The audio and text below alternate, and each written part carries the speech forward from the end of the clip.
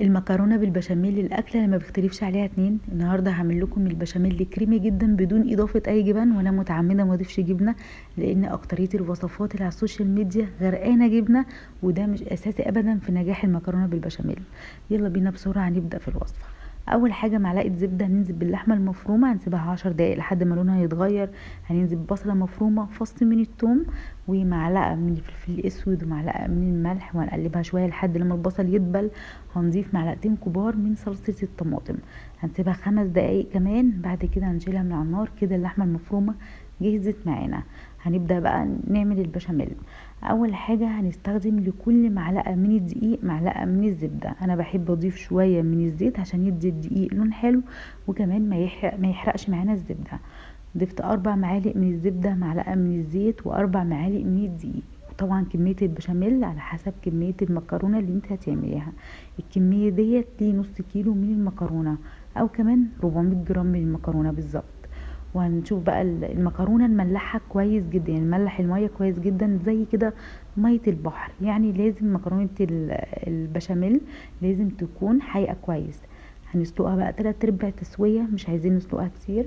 هنشوف بقى البشاميل، بص عايزين نديله اللون اللي انتوا شايفينه دوت. ما اول ما يوصل للون دوت هنطفي النار عشان ما يكلكعش معانا، وهنجيب اللبن ساقع.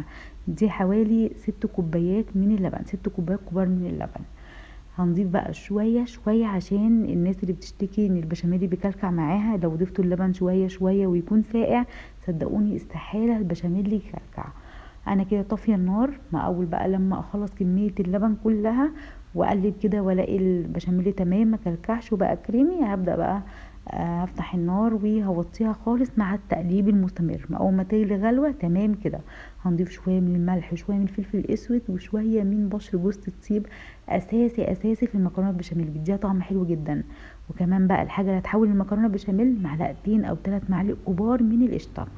ديت بتخلي المكرونه بشاميل حلوه جدا. ممكن نضيفها على وش المكرونه، لكن انا عايزه القشطه يعني توصل كده لكل جزء من المكرونه. كده تمام، قوامها حلو جدا، مش عايزينها خفيفه قوي ولا عايزين البشاميل يكون تقيل قوي. هاخد بقى جزء كده واحطه على المكرونه. بعد كده هجيب القالب اللي انا هحط فيه، هحط شويه من تحت بشاميل. ويا جماعه لو البشاميل خفيف قوي هتلاقوه نزل كله في القاع، والمكرونه من فوق ما اتغطتش. فاحنا عايزين يكون قوامه وسط، ولا تقيل قوي ولا خفيف قوي، بحيث ان هو يمسك في المكرونه لما نحطها على وشها ويوصل لكل جزء فيها بدون ما ينزل كله في القاع. حطيت رق واحد من المكرونه، وبعد كده اللحمه المفرومه ورق واحد من المكرونه على الوش. ما نكترش المكرونه ابدا، يعني انتوا لو عايزين تاكلوا مكرونه جوسي كده وحلوه ما تكتروش في المكرونه. انا حطيت 400 جرام بس على قالب ده كله من المكرونه. لو كترتوا منها مش هتبقى حلوه. ونغطي بقى، بصي كميه البشاميل حلوه جدا.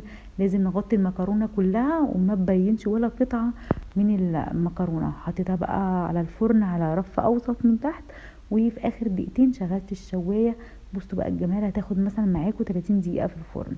شويه كده رشه بقدونس بجد بتبقى رهيبه. يعني جربوها بالوصفه ديت واكتبوا لي رايكم في الكومنتات. ومش لازم ابدا ابدا جبن، ومش لازم تكلفوا نفسكم قوي قوي في الحاجه عشان تطلع حلوه. انتوا ممكن تطلعوها حلوه جدا بدون تكلفه كتير جدا، لان انا بشوف بيحطوا كميه جبن من جوه وكميه جبن على المكرونه. اي نعم هي بتديها تيست يعني بسيط، لكن مش هي اساس في نجاح المكرونه. بصوا بقى البشاميل دي كده سايح معاه. انا جوعت على فكره وانا بتكلم كده على الفيديو وشايفه المكرونه. انا جوعت، انا عايزه اقوم اكل منها دلوقتي. طعمها حلو جدا. وما تستغنوش عن القشطه في وصفه المكرونه. واشوفكم على خير، وباي باي، ومع الف سلامه.